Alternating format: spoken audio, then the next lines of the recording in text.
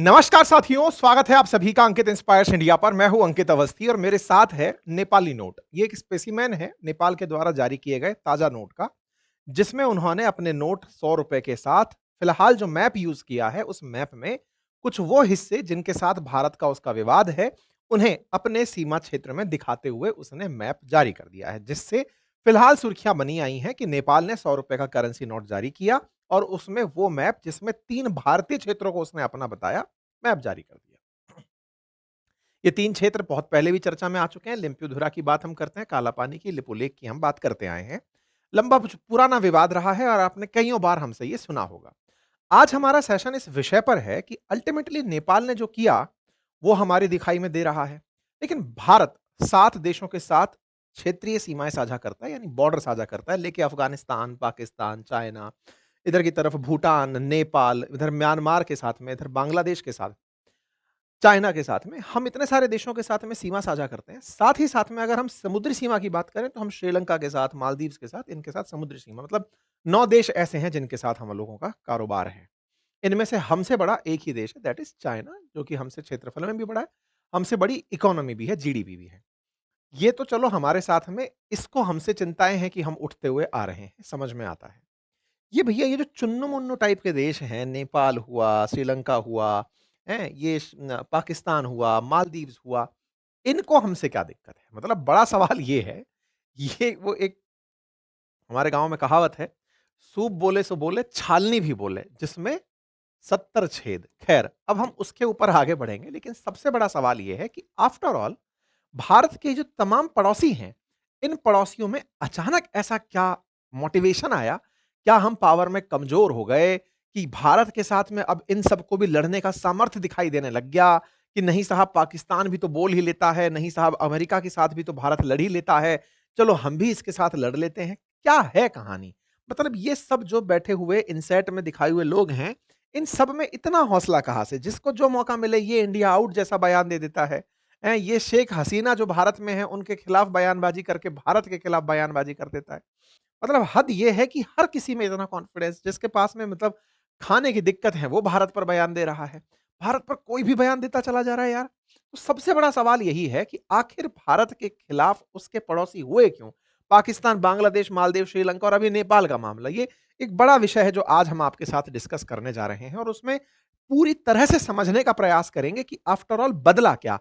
हम ताकतवर हो गए, हम कमज़ोर हो गए, हमारे पड़ोसी ज़्यादा हमसे तेज़ ताकतवर हो गए या फिर दूसरे देशों ने उनको ऊपर सिर पे हाथ धर रखा है कि बेटा तुम तो कर दो, भारत के पास न्यूक्लियर बम जैसा कुछ नहीं है, तुम लोगों को ये मारेगा भी नहीं कि अब भारत हाथी बन गया, ये कुकुरमुत्ते की तरह, कुत्ते की तरह हमारे पीछे भौं-भौं करते चले जा रहे हैं, चक्कर क्या है? तमाम चीज़ें आज हम थोड़ा-सा विस्तार से समझने का प्रयास करेंगे। आपसे गुज़ारिश है, चैनल पर नए हैं तो सब्सक्राइब कर लीजिए, साथियों के साथ साझा कर दीजिए, क्योंकि जाते-जाते क्या है ना कि आप कई बार चैनल को शेयर करना, सब्सक्राइब करना, लाइक करना भूल जाते हैं, तो पहले मैं आपको याद दिला देता हूँ, आगे बढ़ेंगे। लेकिन हाँ, उससे पहले मैं आपको एक जानकारी और दे दूँ। आज के कार्यक्रम के जो प्रायोजक हैं वो हैं मार्केट वुल्फ और मार्केट वुल्फ जो हैं, ये एक सेबी रजिस्टर्ड मार्केट एनालिस्ट हैं और ये आपको बहुत ही खूबसूरत तरीके से मार्केट के ट्रेंड्स पर राय देते हैं। मार्केट वुल्फ का एप्लीकेशन जिसका लिंक मैंने कमेंट बॉक्स में दिया है, अगर आप उसे इंस्टॉल करें, तो यहाँ पर ये आपको ट्रेंड का ऑप्शन देते हैं। जिन ट्रेंड्स को अगर आप फॉलो करते चले जाएँ और अपना इन्वेस्टमेंट रखें, तो ट्रेंड्स के साथ-साथ ही इनके अकॉर्डिंग टू एनालिसिस आप अगर इनके ट्रेंड्स को फॉलो करते चलते हैं, तो आप प्रॉफिट कमा सकते हैं ट्रेंड्स के साथ में। इसके लिए इस सुविधा के लिए ये बहुत ही नॉमिनल प्राइस वसूलते हैं। मात्र 99 रुपीज़ के साथ लाइफ टाइम सब्सक्रिप्शन ऑफर देते हैं। इस सुविधा का लाभ लेकर के बहुत से लोग मुनाफ़ा कमा रहे हैं। इतना ही नहीं, अगर ट्रेंड्स विपरीत हैं, आपके पैसे लगाए के खिलाफ चल रहे हैं, तो आप स्टॉप लॉस का फीचर भी यहाँ पर बहुत अच्छे से यूज़ कर सकते हैं। सबसे अल्टीमेट बात ये है कि आप बहुत ही नॉमिनल प्राइस के साथ इनके साथ एंट्री कर सकते हैं और जो इनका कमीशन रेट है, वो इंडस्ट्री में सबसे लोएस्ट में एक काउंट किया जाता है। आप इसको चेक कर सकते हैं, इसका लिंक हमने दिया हुआ है। बहुत से लोगों ने इनका जो एडवाइस है वो माँग करके बढ़िया प्रॉफिट बुक किया है, जिसका हमने आपके सामने कुछ नमूना पेश किया है। आप चाहें तो आप भी इन्हें एक बार आज़मा कर देख सकते हैं। साथियों, चर्चा करते हैं मुद्दे की। मुद्दा ये है कि भारत के साथ में नेपाल ने हाल ही में लिपुलेख काला पानी और लिम्पुधुरा वाला मामला फिर से हरा-भरा कर दिया है। नए नोट के ऊपर उसने ये 3 क्षेत्र अपने पास दिखा दिए हैं। मुद्दा ये है कि साहब जिन क्षेत्रों को उसने अपना दिखाया है, वो उस कालखंड में दिखाया है जब जैन जी वहाँ पर सत्ता में हैं। मुद्दा ये है कि इससे पहले जो सरकारें हुआ करती थी, वो प्रो चाइना के रूप में हम देखते थे कि केपी शर्मा ओली की सरकार प्रो चाइना है, प्रो चाइना है, माओवादी है, साम्यवादी है, कुछ उस तरह से विचारधारा रखती है, तो भारत के खिलाफ होने के पीछे पंप है। अब जैन जी की सत्ता है और वो जैन जी की सत्ता ही इस तरह से हरकत कर दे रही है। तो ये भारत के लिए समझ में आता है कि यार नेपाल में पूरी तरह का सेंटिमेंट अब भारत के साथ बॉर्डर क्लैश को लेकर चलने वाला है क्या? ये एक बड़ा सवाल बनकर आता है। फिलहाल के लिए विषय वस्तु में इतना जान लीजिए कि इन्होंने नए नोट के अंदर इस तरह से जो नोट जारी किया है, उसके अंदर ये जो मैप दिखाया है, उस पर भारत की प्रतिक्रिया भी साफ है। ये यूनिलैटरली तुम लोगों ने काम किया, इससे क्या फ़र्क पड़ जाएगा? जिसके कंट्रोल में है वही रखेगा। भारत का मानना ये है कि नेपाल इस मामले को जितना ज़्यादा उठाएगा, उतना ये उलझ जाएगा। मतलब इस मामले में जितना यदि ये चाहते तो बैठ कर के तसल्ली से बात कर लेते। मतलब विषय विशेषज्ञों का यही मानना है कि अगर अब इस मामले को लेकर के ये लोग बहुत ज़्यादा उठ लेंगे, तो ये मामला और गंभीर होता जाएगा, क्योंकि भारत में भी इस बात को लेकर चेतना फैल जाएगी। फिर ये मतलब एप्पल ऑफ डिस्कॉर्ड हो जाएगा, बवाल की जड़ बन जाएगा। बैठकर समझौते के साथ बात नहीं हो पाएगी, फिर इज्जत की बात बन जाएगी। बेहतर है कि इस तरह से प्रयास ना किया जाए नेपाल के द्वारा, ऐसा हमारे देश के अंदर लोग मानते हैं। तो क्या ये पहली बार हो रहा है? 2020 में भी इन्होंने ऐसी हरकत करना शुरू किया था, जब इन्होंने एक नया नेपाल का मैप जारी करते हुए इन तीनों क्षेत्रों को अपना बता दिया था। अच्छा, ये लिम्पुधुरा काला पानी की कहानी क्या है? असल मायने में नेपाल के मैप का निर्धारण इस काली नदी के साथ माना जाता है। काली नदी के केस में ऐसा माना जाता है कि काली नदी का जहां से उद्गम है, वहां से पूर्व का क्षेत्र नेपाल का होगा। अब नदी जहां से निकली, वहां से पानी की धारा बदलने से नेपाली क्षेत्र बदल गया। यानी कि नदी की धारा से ये दो नदियों के बीच के अंदर कहा गया कि नेपाल का विकास, नेपाल रहेगा। अंग्रेजों ने कभी इनके साथ युद्ध किया था, नेपाल का 1/3 क्षेत्र इनसे छीन लिया था और कहा था कि तुम्हारा जो बचा रह गया क्षेत्र है, वो क्षेत्र इस नदी से इस नदी के बीच में होगा। उसमें काली नदी लेफ्ट हैंड साइड में, यानी कि पश्चिम की तरफ की नदी थी। काली नदी के उद्गम स्रोत को माना गया। नेपाली लोग बस इसी बात को लेकर के कि ये कौन सी जगह से उगती है, इस बात को लेकर के ही लड़ाई लड़ते रहते हैं। उनके अनुसार नेपाल के लिए दक्षिण वाला हिस्सा है, भारत के लिए वो पूर्व वाला हिस्सा है, क्षेत्र के हिसाब से कि नदी का उद्गम कहां से है, इस बात को लेकर कलेश मचा रहता है। खैर, इन दोनों के बीच का इतिहास तो निश्चित ही अंग्रेजों के काल से चला आ रहा है। ब्रिटिशर्स ने हमेशा से कुछ चीजें हमेशा ऐसी छोड़कर रखी कि झगड़ते रहना। अंग्रेज जब थे तब उन्होंने अपने डंडे के दम पर जिन जिन देशों को हराया, वो देश उनके सामने कभी बोल नहीं पाए, क्योंकि अंग्रेजों ने नेपाल को हराकर ही उससे क्षेत्र छीना था। तो सुगौली की संधि असल में नेपाल को हरा करके उससे छीने गए क्षेत्रों से बनी थी। तो ऐसे में नेपाल उस समय जब तक ब्रिटिशर्स थे कुछ बोला नहीं। जब नेपाल भारत से जब ब्रिटिशर्स चले गए, उसके बाद में इन्हें भी याद आया कि ये तो बताओ कि नेपाल कहां से कहां तक है। और धीरे धीरे जब रियलाइज हुआ कि यार हमारा तो क्षेत्रफल जो कहा हुआ है वहां से ना होकर कहीं और से होना चाहिए, तो उनका मतलब मोटिवेशन बढ़ता चला गया।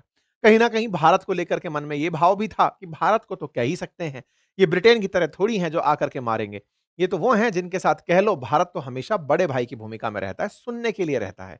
भारत को वैसे भी विदेशी मीडिया हाथी की तरह दिखाती है। हाथी की तरह दिखाती है से मतलब है कि इसको कोई असर नहीं पड़ता है। जैसे चाइना को ड्रैगन दिखाते हैं, ऐसे भारत को हाथी दिखाती है चाइनीज मीडिया, कि साहब इन्हें फ़र्क नहीं पड़ते, बहुत बड़े हैं ये, तो भौंकते रहो इनके चारों तरफ। तो ये बिल्कुल वैसी स्थिति है। अब ये भौंकने वालों की लिस्ट लेकिन लंबी-चौड़ी होती जा रही धीरे-धीरे। और इन दिनों विशेष रूप से जब आप और हम इन स चर्चाओं में रहते हैं, हर जगह हमको ऐसा लगता है कि हम विदेश नीति में फेल मारते जा रहे हैं क्या? मालदीव्स भी जब देख रहे थे, थोड़े दिन पहले बांग्लादेश देख रहे थे, पाकिस्तान देख रहे हैं, चाइना देख रहे हैं। हर देश कुछ चाइना अरुणाचल प्रदेश पे बोल दे रहा है। उधर की तरफ से म्यांमार के अंदर से घुस कर के लोग नॉर्थ ईस्ट के अंदर परेशानी खड़ी कर दे रहे हैं। श्रीलंका के साथ में हमारा कच्चा तीवू आइलैंड को लेकर विवाद चल रहा है। बांग्लादेश के साथ वहां पे घुसे आए जो शरणार्थी हैं, उनका विवाद चल रहा है। ऐसे तमाम देश अगर आप निकाल कर देखें, नेपाल के साथ अब सीमा विवाद चल रहा है। एक देश है जिस पर कभी नजर लगना बाकी है, उसका नाम भूटान है। भूटान भी मतलब लगभग हो ही गया था जब चाइनीज ने उधर की तरफ नजर डालना शुरू कर दिया था। ये तो चलो कोई बात नहीं, निकल करके बचकर आ गए वहां से, है ना। उधर की तरफ से चाइना के साथ में विवाद है, पाकिस्तान के साथ में विवाद है, हमारे सब पड़ोसियों के साथ विवाद है। ये क्या मामला है? तो इस मामले के पीछे थोड़ा सा इतिहास है और इसकी ऐतिहासिक प्रासंगिकता है। असल में क्या है ना कि भारत के साथ क्या हुआ, मैं भारत के इतिहास पर आपको सीधा लेकर चलता हूं। भारत के साथ क्या हुआ कि देश पर जब तक अंग्रेजों का शासन था, हमारे देश को कभी इस बात की जरूरत ही नहीं लगी, क्योंकि लंबे समय तक अंग्रेजों का शासन रहा, कि बॉर्डर्स होते क्या हैं। हमें लगता था कि ब्रिटिशर्स ने कह दिया कि ये बॉर्डर है तो वही बॉर्डर है, हम वो मान लिया करते थे। और हम जब मान लिया करते थे तो हमारे देश में जब नेशनल कंसोलिडेशन चल रहा था, तो राष्ट्रीय एकीकरण बड़ा बड़ा मुद्दा था, ना कि विदेशियों के साथ संबंध रखने का। हम लोग वो थे, जैसे नहीं होता कि अगर एक साथ दो व्यक्ति हैं, दोनों के साथ कुछ बुरा हो जाए, तो एक ट्रॉमा बॉन्डिंग हो जाती है। ट्रॉमा बॉन्डिंग का मतलब है कि तुम्हें भी वही दुख है, हमें भी वही दुख है, तो यार हम दोनों तो एक ही नाव के सवारी हैं ना, हम एक दूसरे से थोड़ी लड़ेंगे। तो भारत ने इन तमाम देशों के साथ में एक ट्रॉमा बॉन्डिंग की हुई थी। भाई जैसे भारत के साथ पाकिस्तान की अगर हम बात करें, तो भारत पाकिस्तान का विभाजन हुआ, दोनों खूब झगड़े, लेकिन दोनों में ब्रिटिशर शासन करते थे, तो हमारे मन में एक भावना थी कि चलो ये खुद के लिए एक देश बना ले गए। उस समय के देश निर्माताओं की थॉट ये थी, लेकिन फिर भी ये अंग्रेजों से नफ़रत तो करेंगे, हमारी ही तरह कि हम पर इतना शासन किया, क्योंकि न शासन तो पाकिस्तान पे भी किया था, तब भी तो वो भारत ही होता था। हमारे अंदर एक ट्रॉमा बॉन्डिंग की फीलिंग इनबिल्ट थी, ये मानते हुए कि इसको भी दर्द है, हमें भी दर्द है, साथ मिलकर के बांट लेंगे। चाइना पर भी अंग्रेजों का शासन था, हम पर भी शासन था। सब तरफ जब अंग्रेज ही अंग्रेज थे, और अंग्रेज जब गए यहां से, तो हमें लगा कि अब हम सब खुशहाल रहेंगे। और हमारे अंदर ना वो भाई वाला इंस्टिंक्ट, तू तो मेरा भाई है, बस वो तू तो मेरा भाई है वाली जो फीलिंग है ना, उसने हमें बहुत नुकसान पहुंचाया। देखो, पाकिस्तान को हम अपना बच्चा मानते हुए कि चलो भाई हमसे निकला है, कोई बात नहीं, अब हमने बाँट कर इसको दे ही दिया, इसने इतना संघर्ष किया है, हमारे साथ खूब हत्याएँ हो गई, खूब लूटपाट हो गई, फिर भी चल यदि ये शांत रहता है, अपनी ज़िदों को मना करके, तो इसे जीने देते हैं। हमें क्या पता था कि हमारे ये जो सह-अस्तित्व का भाव है, वो उसके अंदर उसके राक्षस को और बड़ा कर देगा, और वो चुपके से कश्मीर के अंदर घुस आता है और आधा कश्मीर पर कब्जा करके बैठ जाता है। मतलब हमारा जो विश्वास है, वो हमारे विश्वासघात का बहुत बड़ा कारण बना। शुरुआत से अगर आप उठाकर देखें, देश के मैं आज़ादी के साथ से लेके चल रहा हूँ। थोड़ा समय बीतता है, हम चाइना के साथ ये फीलिंग लेकर चलते हैं कि नहीं साहब, चाइना तो हिंदी, चीनी भाई-भाई हैं। दोनों में ही इतनी आबादी है, इतनी गरीबी है, इतनी सारी दिक्कतें हैं। हम दोनों साथ उठेंगे, एक-दूसरे के खिलाफ कुछ नहीं बोलेंगे। भारत ने बाकायदा इसके लिए पंचशील सिद्धांत जारी कर दिए कि साहब हम तो आपके साथ में इस तरह से रहेंगे, बहुत खूबसूरत तरीके से हम रहते हुए चलेंगे। कोई बात नहीं साहब। चाइनीज़ लोगों को लगा कि इन्होंने तिब्बत से निकले दलाई लामा को अपने यहाँ जगह दे दी है। भारत तो अब हमारे ऊपर अत्यधिक विश्वास करता है, और विश्वास है तो तोड़ने के लिए ही होता है, चलो तोड़ देते हैं। आया और हमारे ऊपर हमला कर दिया। हमारा एक हिस्सा दबाकर वो बैठ गया, जो अक्साई चीन के नाम से बैठा जाना जाता है। मतलब आप देखें, भारत की आज़ादी के साथ-साथ ही पाकिस्तान ने भारत का एक हिस्सा, कश्मीर का लगभग आधा हिस्सा कब्जे में ले लिया। आज वो पाकिस्तान ऑक्यूपाइड कश्मीर है। बचे हिस्से को 1962 के अंदर अक्साई चीन के माध्यम से, उसमें से एक हिस्सा, लगभग 1/3 हिस्सा चाइना वाले लेकर चले गए। कश्मीर का एक छोटा-सा हिस्सा भारत के पास फिलहाल बचा हुआ है। ये 1962 तक का समय आ गया। इसके बाद में हमको यह एहसास हुआ कि यार ये प्यार मोहब्बत धोखा है। अपनी हिफाज़त कर सकते हैं हम, हमको खड़ा होना होगा। लेकिन क्या करें? इनबिल्ट फीचर तो यही है कि नहीं, हमारे सब भाई हैं, और हमें अपने आप को इतना बड़ा मानने की आदत है कि हम बड़े हैं। और जैसे कॉलेज के अंदर होता है ना, सीनियर जूनियर की ज़िम्मेदारी लेकर चलता है कि हाँ, कोई बात नहीं, अगर तू साथ में है, तो तेरा बिल मैं दूँगा। वो वाली फीलिंग कि अगर हमारे पड़ोसी देश हैं, तो इनको कोई संकट आएगा, तो मैं खड़ा हूँ ना यार, मैं ध्यान रख लूँगा, तू लोड मत ले। हद ये है कि 1988 के अंदर जिस मालदीव ने इंडिया आउट जैसी बातें करी, उसके यहाँ तख्ता पलट का बयान हुआ था। तख्ता पलट के लिए रोकने वाला भारत था, वो जाकर के उसको बचाया था। हमने श्रीलंका के अंदर जब लिट्टे आतंकी समूह बन गए थे, उनसे निपटने के लिए श्रीलंका की मदद करी। हमने अपने ही एक पूर्व प्रधानमंत्री को वहां खो दिया। राजीव गांधी जी की मौत इस चक्कर में हो गई। 1971 के अंदर पाकिस्तान से हम इसलिए लड़े क्योंकि बांग्लादेश वाले मरे जा रहे थे। उनकी मदद करने के चक्कर में हमने बांग्लादेश का निर्माण कर दिया। हमने पाकिस्तान के दो टुकड़े कर दिए कि चलो यार, लोग परेशान है, मदद कर देते हैं। आज वही मदद किया हुआ बांग्लादेश हमारे खिलाफ बोल रहा है।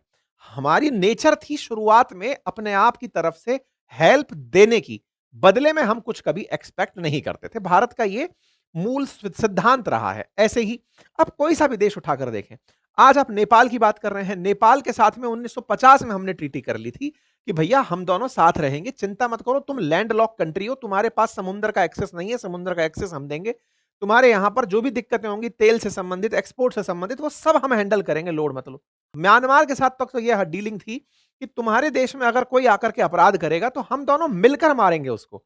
और भारत ने म्यांमार के साथ में कई डील ऐसी करी हैं कि उनके आतंकियों से निपटने के लिए भारत में अगर म्यांमार के आतंकी आकर छुप गए, तो म्यांमार वालों से बोलते थे कि मार दो, किसको मारना है ले जाओ बताओ। और वो हमसे कहते थे कि सर अंदर आ जाओ, मार जाओ अपने आतंकियों को। तो भारत ने ऐसे सर्जिकल स्ट्राइक खूब किए म्यांमार में जा जाकर के, भारत विरोधी अगर कोई वहां जाकर छुप रहा है। मतलब हम लोगों ने भ्रातृत्व को बहुत ज्यादा, फ्रेटर्निटी को बहुत ज्यादा मूल रूप से अर्थ दिया था। ये बात आप इस तरह से समझ कर चलिए। ये भाई वाला जो सिंड्रोम है ना, ये हमें बहुत रहा। भाई वाला सिंड्रोम होने के पीछे एक बड़ा रीजन भी होता है। दो कारण होते हैं। पहला तो हमारा ट्रॉमा बॉन्डिंग, की दर्द दोनों को बराबर है। दूसरा, हमारे पास में सामर्थ्य भी नहीं था। हम किसी के साथ में पीपल टू पीपल कनेक्ट ही रख सकते थे। हम किसी और प्रकार का कनेक्ट रखने की स्थिति में नहीं थे। किसी और प्रकार का कनेक्ट से क्या मतलब है? हमारे पास जो कनेक्ट था वो ये तो सही था कि हाँ भाई चलो, आपके साथ हमारा कनेक्ट बन गया, दर्द सेम है। और कनेक्ट में पैसे का कनेक्ट होता है, जो चाइना आजकल किसी के साथ भी कर लेता है। हम वो वाली बॉन्डिंग कर नहीं पा रहे थे, ये भी कहा जा सकता है। ठीक है साहब, आगे समय बीतता है। बीच में फिर आते हैं हमारे एक विदेश मंत्री, जिनका नाम होता है इंद्र कुमार गुजराल। जो बातें मैंने आपको बोली उन्होंने उन्हें बकायदा कोडिफाई कर दिया। उन्होंने कहा कि भारत को अपनी विदेश नीति इन 5 प्रिंसिपल्स पर ही चलानी चाहिए, जिसे गुजराल डॉक्ट्रिन के नाम से जाना जाता है। और उसमें मुख्य रूप से उन्होंने यह कहा कि हमारे जैसे नेबर नेपाल है, बांग्लादेश है, भूटान है, मालदीव है, श्रीलंका है, हमें उनके साथ में कोई भी रेसिप्रोसिटी की आवश्यकता नहीं होनी चाहिए, बस हमें उनकी मदद करते रहना चाहिए। अर्थात भारत उनसे कभी कोई फेवर ना मांगे, अपितु खुद ही उनकी मदद करता रहे। आप समझ रहे हैं? मतलब हम उनसे बदले में कुछ भी उम्मीद ना रखें, बस भारत मदद करता रहे, यही हमारा बड़ा होने का दायित्व निभाने जैसा है। भाई हमने नेबरहुड फर्स्ट पॉलिसी अपना ली, हमारे लिए पड़ोसी पहले है, उसका दर्द पहले है, वैसी वाली फीलिंग भारत ने उस दौर में गुजराल के समय पर, इंद्र कुमार गुजराल साहब जो विदेश मंत्री थे, बाद में पीएम भी बने, उनके समय पर अपना ली। No south Asian country will allow its territory to be used against the interest of another country of the region. ये तक डिसाइड हुआ कि हम दोनों एक दूसरे के खिलाफ यूज नहीं होने देंगे। अर्थात भारत के खिलाफ नेपाल यूज नहीं होगा तो भारत नेपाल के खिलाफ कोई काम नहीं करेगा। बिल्कुल इस तरह की पॉलिसी हमने अपनाई। फिर कहा कोई किसी के इंटरनल मैटर पर इंटरफेरेंस नहीं करेगा, सभी दक्षिण एशिया के जो देश हैं वो एक दूसरे की रेस्पेक्ट करेंगे, एक दूसरे की क्षेत्रीयता की रेस्पेक्ट करेंगे, और अगर कोई भी मामला हो गया, डिस्प्यूट हो गया, तो उसको बैठ करके आपसी नेगोशिएशन से सुलझाएंगे। ये था भारत का एक लिखित बयान, जिसको कह सकते हैं विदेश नीति में हम ये ध्यान रखते थे कि पड़ोसियों के मामले में देने का काम हमें करना है। आप आज भी देखते हैं कि बजट में हम भारत की तरफ से इन देशों को पैसे दे रहे होते हैं कि साहब ये उनके नाम का बजट है, हम देंगे बड़े भाई होने के नाते। दूसरा, उनके इंटरनल मैटर पर कोई भी मामला नहीं रखेंगे। अब आप देखिए, एक एक करके सबका मैं पहले यही विश्लेषण कर दूं कि हम कितना बदल चुके हैं। हालांकि थोड़ा और भी आगे चलने की इच्छा थी, पर फिर भी यहीं पर चलते चलते हैं। जहां तक बात होती है पीसफुल बायलैटरल नेगोशिएशन करा करेंगे, अब वो दूर की बात हो गई है। अब बैठ करके टीवी नेटवर्क पे, सोशल मीडिया पर डिस्कशन चलते हैं कि हाँ भाई बताओ इसका क्या करना है। बोले मालदीव ने हमारे खिलाफ बयान दिया, बोले क्या करें, बोले मोदी जी जाओ लक्षद्वीप में डुबकी लगाओ, डुबो दो उनको। मोदी जी गए लक्षद्वीप में डुबकी लगाए, मालदीव का टूरिज्म डूब गया। अब आप और हम डिसाइड करते हैं कि इसने ऐसे बोला, बैठकर बात नहीं करनी है, रुक जा तेरे को अभी ट्रीटमेंट देते हैं, डुबो दिया उसको। श्रीलंका ने कहा कि साहब हम भारत के खिलाफ अपनी जगह का उपयोग होने देंगे, चाइना वालों को हमारे यहां पर पोर्ट देंगे। बोले दोगे? बोले लो बेटा। श्रीलंका के अंदर यह हालात खड़े कर दिए कि उसके देश में सत्ता ही उखड़ गई, मदद नहीं मिली तो उसको आकर के मदद मांगनी पड़ेगी। सर जी सरकार संभाल लो हमें, आप बड़े भाई हो, पहले से कह चुके हो कि मदद करोगे, आप बैठ करके। बोले देख तूने कहा था, अब हमारे मीडिया और सोशल मीडिया पर डिस्कशन ओपन होता है। अब बैठ करके तमिलनाडु में खुलेआम दावे होते हैं कि इनसे कच्चा तीवू आइलैंड ले लो, इनके साथ बात करने की जरूरत नहीं है। मतलब पहले जहां हमने एक प्यार मोहब्बत में इन्हें अपने आइलैंड दे दिए थे, अब उनके लिए जनता प्रोटेस्ट करती है कि वापस ले लो। ठीक इसी प्रकार से बात करी जाए कि हम कोई भी इंटरफेरेंस नहीं करेंगे किसी के इंटरनल अफेयर्स के अंदर। हम शेख हसीना को तो अपने घर में बिठा के रखे हुए हैं। हमने बांग्लादेश से भागी हुई शेख हसीना को भारत में शरण ही इसलिए दी कि नहीं यार तुम भारत के लिए अच्छी थी, आ जाओ हमारे यहां रह लो, अब बांग्लादेश बर्बाद हो तो होने दो। इंटरनल पॉलिटिक्स में इतना इंटरफेरेंस है भारत का बांग्लादेश में कि बांग्लादेश में किसकी सरकार बनेगी ये हम डिसाइड करते हैं। नेपाल बार बार यह बात दोहराता है कि भारत का इंटरफेरेंस है कि नेपाल हिंदू राष्ट्र बने। नेपाल का भारत का इंटरफेरेंस है कि नेपाल में किसकी सरकार बने, यह भारत तय करता है। भारत ने जो सिद्धांत बना रखे थे कि हम कोई इंटरफेरेंस नहीं करेंगे, हमने पूरी तरह इंटरफेरेंस की नीति अब अपना ली है, हम बस बोलते नहीं है।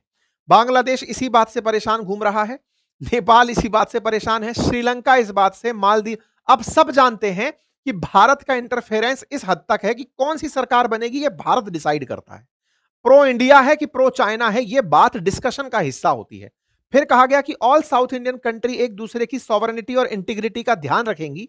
यह बात सही है। शुरुआत में हम लोग ने यह तक किया था कि बांग्लादेश को भी अपनी एक टेरिटरी हमने दे दी थी कि लो, अब क्या करते हैं, अब तो यहां पर बीड़ा बांध दो इनके साथ में, इनके साथ बॉर्डर बांध दो, यहां से होकर कोई नहीं निकलेगा।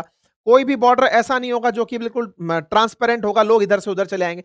भारत अब ना खुद की बात करने लगा है, बदल गए हमारे सिद्धांत असल मायने में, और हमने इंडिया फर्स्ट अपना लिया। अब ये जो गुजराल डॉक्ट्राइन था जिसमें नेबरहुड फर्स्ट पॉलिसी थी, हमने उस चीज को बदलते हुए, जब ये पॉलिसी आई थी तब एचडी देवेगौड़ा साहब प्रधानमंत्री हुआ करते थे। इवन हम पाकिस्तान के साथ बड़े ही भाई उस समय लीनियंट हुआ करते थे। बड़े बड़े संघर्ष के बाद भी हम ये मानते थे कि गांधी जी कहकर गए हैं संघर्ष विराम, संघर्ष चलता रहना चाहिए। इसलिए हम पाकिस्तान से युद्ध लड़ते, फिर उसके साथ में सीज फायर कर लेते, फायर करके फिर बकायदा हम उनके साथ बैठते, घूमते फिरते। हमारे अटल जी तक भी वहां पर पाकिस्तान जाकर आए। इस बार तो हमने डे वन से नीति ये अपनाई हुई है, पाकिस्तान से कोई बातचीत ही नहीं है। 2014 से लेकर अब तक पाकिस्तान के अंदर प्रधानमंत्री की वो जो एकदम टपके जैसी यात्रा हुई थी, जब पहुंच गए थे कि लीजिए नवाज जी, आपके बच्चे की शादी है, पोती की शादी है, मैं आ गया। मतलब भारत का पाकिस्तान के साथ में कहीं पर भी नेगोशिएशन वाले ग्राउंड पर बातचीत खत्म हो गया। सीधा एक तरफा है कि तुम हमारे दुश्मन हो, दुश्मनी रहोगे, हम तुमसे बात ही नहीं करेंगे। और तो और स्ट्रिक्ट और होते चलेगा कि सिंधु जल समझौता रोक दिया, अब जा कहीं भी जाकर कहता रहना, रोक दिया तो रोक दिया। जाकर के आपके अंदर सर्जिकल स्ट्राइक कर दी, जाकर आपके अंदर ऑपरेशन सिंदूर कर दिया, जो करना है कर दिया। अब हम ये बात ही नहीं करते कि आओ टेबल पर बैठे, डोजियर दें, कहीं दूसरे देश को मध्यस्थ बनाए, कोई मतलब नहीं, सीधा कर दिया। भारत अब बहुत स्ट्रांग तरीके से अपनी बात रखने लगा है। चीन के केस में भी आपको मैं बात बताऊं तो चीन एक समय ऐसा था जो हमारे साथ ये मानकर चलता था कि भारत बड़ा ही सिंपलिस्टिक देश है, ये हिंदी चीनी भाई भाई में विश्वास रखता है, मानता है कि हम इसके भाई हैं। भारत ने जिस जगह अक्साई चीन में इन्होंने कब्जा किया, उसके बाद में डोकलाम वाले मामले में भारत का जो रेजिस्टेंस देखा, भारत पूरी सेना ले जाके खड़ा कर दिया कि ले भाई युद्ध लड़ेंगे अब तो हम तेरे साथ। और तो और जिस अरुणाचल प्रदेश के चलते अभी 2 दिन पहले विवाद हुआ कि चीन के अंदर एक अरुणाचल प्रदेश के व्यक्ति का वीजा रोक लिया गया, उस जगह पर भारत ने पहले तक बहुत ही लीनियंसी बरती हुई थी, कहिए शायद संसाधनों की भी कमी थी हमारे पास। अब हमने वहां इंफ्रास्ट्रक्चर निर्माण में बीआरओ को खूब सारे ऑपरेशंस दिए हुए हैं, बॉर्डर रोड ऑर्गेनाइजेशंस को, कि सड़कें बनाओ, पुल बनाओ, यहां पर पूरी तारबंदी करो। और G20 जैसी बैठक हो रही है, हम अपने लोगों को उठाकर ले जाते हैं और अरुणाचल प्रदेश में बैठक करा देते हैं कि लो, चाइना को मिर्ची लगे तो लगने, तो हमें मतलब नहीं है हिंदी चीनी भाई भाई से। हमने तो सीधा ले जाकर के अरुणाचल प्रदेश में G20 की मीटिंग करा दी कि दुनिया वालों देख लो अरुणाचल प्रदेश इंडिया में, क्योंकि G20 इंडिया में हो रहा है। हम श्रीनगर में ले जाकर G20 की बैठक करा दे रहे हैं, लो कर दी। तो कुल मिलाकर के भारत अब ना स्टेटमेंट देता है, यानी कि भारत तय करता है कि हम लोग इंडिया फर्स्ट मानते हैं, दिक्कतें तुम्हें होंगी, हमें इससे कोई दिक्कत नहीं है। म्यांमार के अंदर हम बोलकर इंटरफेरेंस करने जाते हैं, श्रीलंका के अंदर। अब बांग्लादेश के हालात देखिए, जिस बांग्लादेश के साथ कभी हम लोग बैठ करके सीमा को डिस्प्यूट के रूप में सुलझाए थे, अब हम क्या कर रहे हैं? अब हम बोल रहे हैं कि बांग्लादेश के बीच में से टुकड़ा करो, ये जो अभी तक चिकन नेक बनी हुई है, ये छोटी सी है, इसको लेके चिंता क्या करनी, और ऊपर से बांग्लादेश काट दो, रास्ता थोड़ा बड़ा कर लो। हम अब बात उस तरह से करना शुरू कर रहे हैं। तो ये सब बातें, भारत खुलेआम पानी छोड़ दे रहा है बांग्लादेश के अंदर, डैम खोल के चल रहा है, भिगो दो इनको, तैरा दो इनको। तो ये भारत के जो तरीके हैं। अब श्रीलंका के केस में कि इनको कर्ज में डूबने दो, बर्बाद होने दो, खुद से आकर के बोलेंगे, खुद से आकर कहेंगे तो मानेंगे। ये जो भारत ने रिसेंटली परिवर्तन किया है ना, आत्मनिर्भरता को जब इसने अपनाना शुरू किया, रेवेन्यू वाइज दुनिया के अंदर तीसरी इकोनॉमी बनने की तरफ अग्रसित हुआ, तब भारत ने अपना स्टैंड भारत फर्स्ट अपनाया, इंडिया फर्स्ट अपनाया। और इंडिया पर कोई भी प्रतिक्रिया करेगा तो उसे खामियाजा भुगतना पड़ेगा, चाहे पाकिस्तान जैसे न्यूक्लियर स्टेट ने अपने ऊपर इतने सर्जिकल स्ट्राइक्स देख ली हो, अब चाहे फर्जी बातें फैला फैला कर कुछ भी करता हो, लेकिन आज तक उसने भारत से कभी भी सर्जिकल स्ट्राइक की उम्मीद नहीं की थी कि न्यूक्लियर बम रखने वाले पाकिस्तान पर भारत उठ करके गोला मार देगा और सोचेगा भी नहीं कि क्या करना है। भारत ब्रह्मोस छोड़ देगा, गलती कह देगा, गलती हो गई थी। चाइना ने भी नहीं सोचा था कि भारत खुलेआम इस तरीके से हमारे सामने आकर खड़ा हो जाएगा कि मैं युद्ध कर लूंगा, तुम्हारे साथ साइड में आ जाओ। ये सब परिवर्तन जो हुआ ना, यही परिवर्तन आज बदलते भारत का। तो आप जब पूछते हैं कि ये सब भारत के खिलाफ लोग बयान क्यों दे रहे हैं, क्यों इनके अंदर इतना साहस आ रहा है, असल में इनका वो जो दाना बटता था यहां से, वो बंद हो गया है। इनको भारत से मिलने वाला जो प्रोटेक्शन था कि चिंता मत करो, क्योंकि हमने बहुत सारे प्रयास किए, हम बिम्स्टेक की बैठकों को बढ़ चढ़ के आयोजित करते थे, सार्क की बैठकों को बहुत बढ़ चढ़ के आयोजित कर, सब खत्म नहीं करेंगे। बिम्स्टेक में बैठेंगे जरूर, सार्क तो खत्म ही कर दिया।